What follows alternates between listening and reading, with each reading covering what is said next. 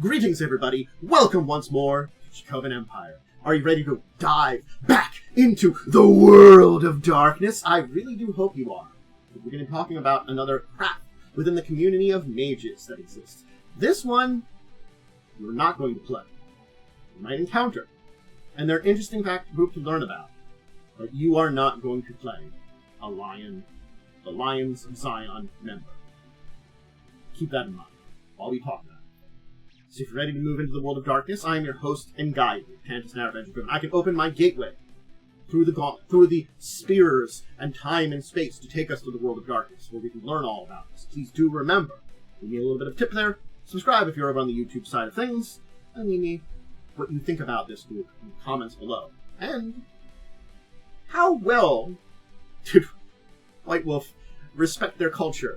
Probably not a lot. White Wolf is notorious for not being great at it. But what do you think about them overall? You know, their display. Let's get going. The portal waits. Let's go. We've arrived in the world of darkness.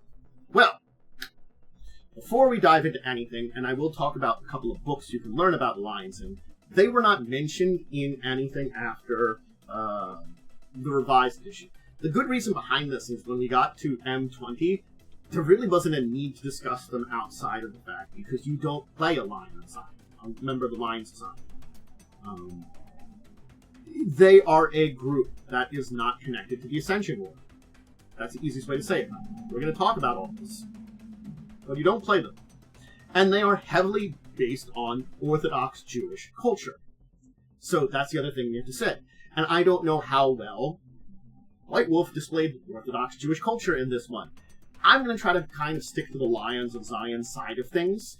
And I would say if you're going to use them, respect the culture too. You know, maybe learn a little about them to display them properly. Or a modern version of them. Again, because these were written, 90s, maybe early 2000s. 20 years can affect a cultural group.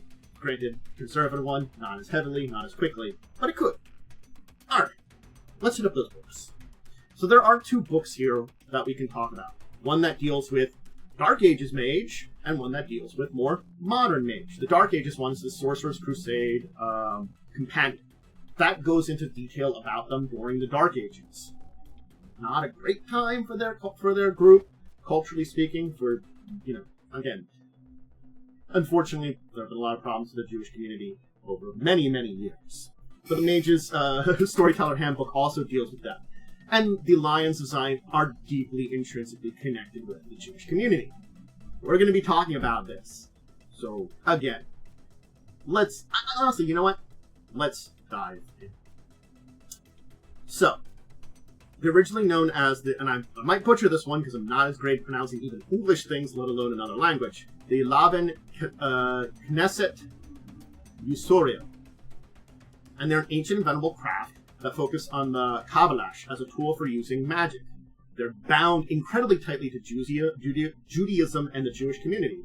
And they have abstained from the Ascension War, basically focusing to protect their people. They're all about protecting the Jewish community and the Jewish faith. That's the easiest way to describe who are the Lions of Zion and why they have basically stepped outside of the Ascension War and don't get into conflict with other magical-based beings. They see God as omnipresent in the world, and they believe the influence is subtle and hidden. They decipher the pens, they consult with the Torah and the Kabbalic scriptures, like the, I'm going to butcher this one too, Sefer Yetzirah. These books have hidden wisdom, so does creation. They believe God's plan is already manifest in the world around them, and they seek to decipher it and better obey his plans for his people.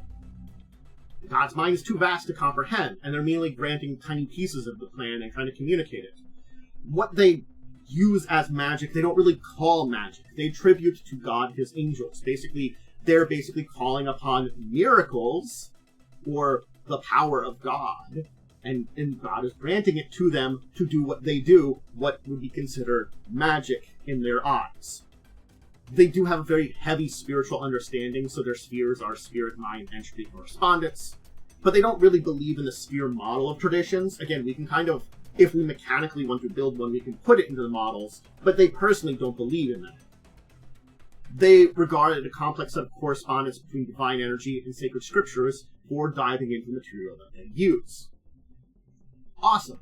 We kind of understand them on a basic philosophical area. Now, let's talk about their history and how they're organized. I can speak English today. So this is a picture of one of them from the Dark Ages book, the one I talked about. Again, I don't know if it's the best picture of it. Take it with a grain of salt. It was, 90s picture here. But it might describe an appearance of an Orthodox Jewish member of the faith. I can't tell you, personally. Let me know what you think on that one, for this image from the older book. So, they claim their lineage to Moses. They see it as the first of their craft. When the Israelites settled, lions became the guardians of temples, transformed into priests and prophets who intermingled with the population to keep them in God's good graces. As the destruction of the temples, when the Jews were basically scattered to the winds, they followed. They kept close watch on their people, protecting them from demons, monsters, rival mages, and the like. We get to the Renaissance age. The traditions, some of them adopted the Kabbalah, like the Order of Hermes and Celestial Chorus. The lions themselves were actually overlooking the Grand Convocation. They didn't actually have any interest in joining outsiders. They wanted to focus on their duty, looking after their people. So people basically kind of ignored them, and they were thought to basically die out. They just didn't want anything to do with it. They studied their magic to serve their communities. When we get to the Victorian Age, they managed to avoid the scrutiny of the Order of Reason and Technocracy, both as they came into rise, because they were just seemingly important religious members of the community that was very religious-based. It kind of just was there. They basically faded from public view during this era. And basically, if anybody had known about them or heard about them in old lore, they thought, they just must have died out traditionally. They just didn't exist anymore. When we get to modern nights, we do have to talk about everything that happened to the Jewish community in the 20th century. From everything that happened in World War II, before, and even some stuff that happened in the post-terrors of that time. And the Lions did their best to protect their community. And many died at the hands of the various regimes that abused and misused and did terrible things to the various Jewish communities during the 20th century. And a lot of their knowledge was lost. Now, the remainder of them did rejoice when Israel was formed, and many of them settled in that state, kind of protected against this, enemies, seeing both supernatural and mundane as existing there. And that's kind of where we are today with the Lions. They still do exist, technically. They haven't gone away, but they're now deeply connected with their communities that they serve. And this is also a kind of thing we kind of have to recognize now with how they're organized. They really aren't, in the traditional way. Now, they do have strict practices for joining. Because they are Orthodox Jewish scholars in a lot of ways, they really only accept male members who have to be around 40 years of age, they have to be properly married, have a family, and be strong in both faith and strong character, and then you're considered a member. So you actually have to be like 40 years old to become a member of them. This doesn't mean you couldn't have awakened earlier in life. That can happen. But then you still have to be shepherded on using your abilities as a age properly, and not learning and diving deep into them until you reach the proper age to be indoctrinated properly as a Lions of Zion. Yeah, family binds the Lions to the community and helps them avoiding becoming lost in their esoteric pursuits. Because again, diving into those pursuits, into understanding the religious textures, the powers that can come from it, the connections with it, their connections with God, is part of their entire thing. But they want them to be also parts of the community and watch over them, to shepherd them. These are these scholars of Jewish faith and Judaism deep within these communities. So they don't really have a hierarchy. Elders are respected for their wisdom, and most students are tutored even as sleepers, nudged towards awakening, and they have a very homogeneous society. They are a very Orthodox Jewish society.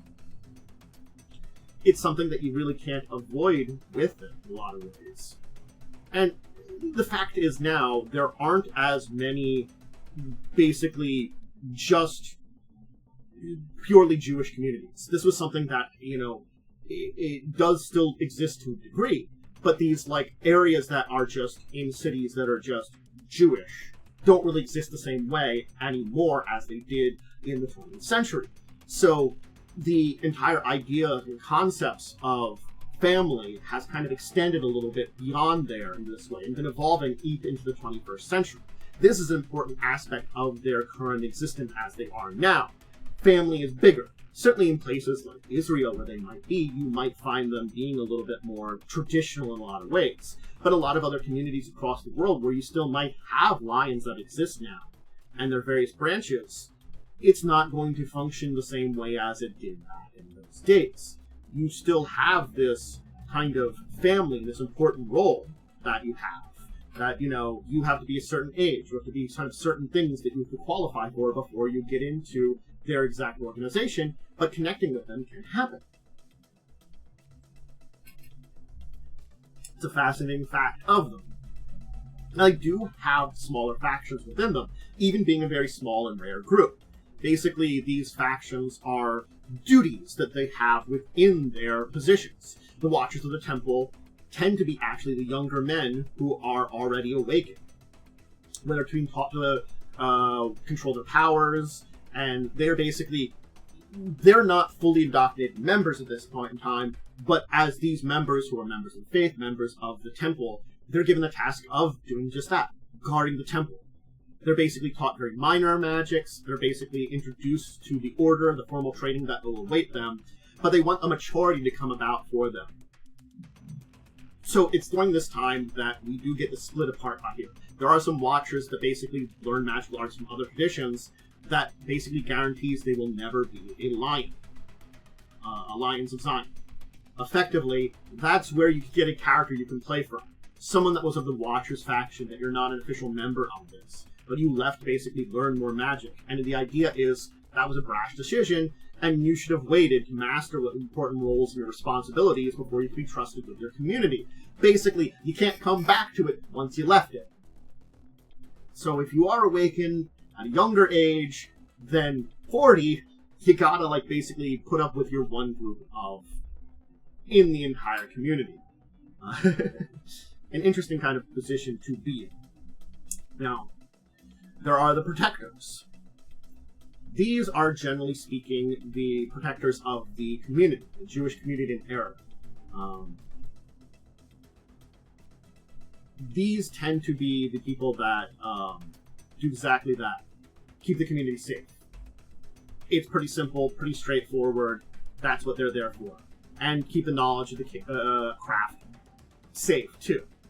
The Prophets, next group that we can kind of talk about, are basically, those are teachers that use the knowledge born from their magic to better their communities, to teach in God. Basically, they dive into their teachings within it to talk the esoteric ways and basically the, understanding their religious philosophy, their diving into their basically esoteric faith and sharing that knowledge in a lot of ways, which that knowledge can apply to those of the faithful that aren't necessarily awakened anyway, and they are the ones that teach that. The last classification is among the lions is the Keepers. These are the lore masters and are the senior members. Basically, they have the distinction of being protectors and prophets who've lived through their duties. They've retired from there, and they basically are now there to keep the day-to-day of the temple running. So they are the top end of it. So they're probably, there, keeping the temple going, keeping an eye on the Watchers, basically bringing them up to the levels of protectors and prophets that they eventually will be before they can, again, continue the cycle of it. So they are the day-to-day people deep within the community.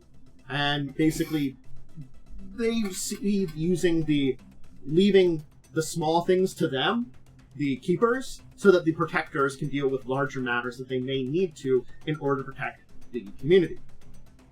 Basically, they are subtle, first and foremost, especially in the community, especially since everything that happened with the Holocaust and World War II. So, it may be impossible to tell a Lions of Zion apart from any member of the Jewish community just by looking at them. There are plenty of Orthodox Jewish people out there and places that you can visit, that there are these people that dive deeper into their religion. So telling that from just a normal mundane one and one that's a member, impossible. They basically do their job so well. They have normal jobs, they have their community work, they have their life, and things like that. And there are those of them that do try to do things like regain what was lost in the early 20th century, especially due to World War II. And a lot of the other regions where things were not great for the poor Jewish community. A lot of awful things happen. And some of that lost knowledge, they want to recapture too. And again, the idea of the Jewish community is kind of antiquated in a lot of ways. There are no Jewish quarters. There's no separation. So they still take their role, intercede for their extended family as much as possible. It is a responsibility still to them. And the fact is, this could mean that a temple in a major community where there is basically plenty of Jewish people there might have a Lion of Zion, a member of the Lions of Zion, there that is doing more than just protecting the Jewish community part of it. They're protecting the community as a whole. Because, they may have their flock, those that are particularly under their protection. But the idea of community is expanding a lot today in the more modern practices of this. And so you can see them understanding community and family a lot more. There might be, these are my cousins or my, sisters and brothers that may not be of the faith, but they still are of my blood and still of my community. It's an interesting point to be in, that they are still in this protector mindset and very well. But it also still means that they are of the people. And I think that's an interesting thing to say about them. They are of the people. It's why they aren't really specifically to be played. They are a group that is very deeply rooted in one specific tradition. There are plenty of other crafts that deal with various religions that are out there and are deeply intrinsically connected to those religions. And that is the thing. They exist. The idea that magic comes in many forms and has been deeply connected to many religious groups and spiritual beliefs is very important parts about it when it comes to the world of Mage. And so to say that you don't have one that's deeply connected to the Jewish people is crazy. It's just that they have expressed themselves in a way that's very different than many of the other religious-based groups. They have looked inwards in a lot of ways. And it makes it that, yes, you could be born in that community, but if you are doing something outside of that community, that you'd be playing as a character or influencing a story, you are probably not dealing with that community. Only if you were basically running an adventure specifically for, a community of Lions of Zion, would you really tell that story. And even then, there really isn't a lot of story to tell. Not that you couldn't, but unless you understand that faith and understand those people, I don't think you could run it quite right. Because again, they are so to themselves and to their community, where it's not just about them as people that are members of the faith or basically awakened, that you really can't separate them out from them. It's a fascinating place to point in, and it makes them an interesting set of characters within the world of darkness. I do understand why we really didn't talk about them evolving into M20. Maybe they didn't get a chance to, but maybe there really wasn't a need to. They aren't something you play, they are something that maybe you encounter. You really don't either. There really isn't a reason to have them unless you have specific stories that are out there. Maybe if you have an adventure in Israel, you might run into some of them where they're probably more common than a lot of places, but they are around the world still, as there are major Jewish communities in many places, many important temples throughout the world. You will find the Lions still with a few members here and there throughout. Probably more connected than they ever were because of, the internet and stuff, and probably evolving, yet sticking to a lot of those very traditional Orthodox Jewish tenets they always had. It's a fascinating group that I hope you enjoyed learning about. And, again, I would just say this is definitely, with many of these that are based upon cultures, they usually are evolutions of older cultures and stuff. This is definitely dealing with a group within a cultural group and faith that is front and center and still in existence today. So this is definitely one that I would say is a lot easier to mishandle. So keep that in mind.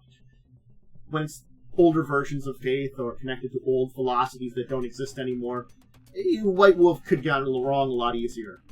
We wouldn't have to worry about it. This one, yeah, I don't know if they did it right, but at least they're interesting enough concept that I like. I hope you like. But that'll be it for today. Please check out all my other stuff, whether it's me being live over on Twitch or all my tabletop stuff over on YouTube. Make sure to check out my live plays, either old ones or the current one, Fall of Abenswell Wednesdays at 8. I also check out my talk show, discussing tabletop. It'll probably be a podcast one of these days. That's Saturdays at 6. Check out my social media for updates around. And again, if you're over on the YouTube side of things, do make sure you subscribe and do all the various YouTube algorithm increasing things, and let me know what you think of the Lions in the comments. Let me know what you think, and would you have an idea for a adventure in Mage that either focuses on them, or perhaps, more interestingly, focuses on having them part of it? I do feel like, because of the way they work and their philosophy, they aren't really player characters, ever, really. They really shouldn't be. They just don't have a philosophy that fits with a lot of ideas about the adventures a mage character have. But it does not mean they could not be part of its story, and an interesting part about it, nonetheless. Anyway, until the next time, dive in the world of darkness or do any other tabletop-related stuff, I bid all of you out there a deep and wonderful farewell.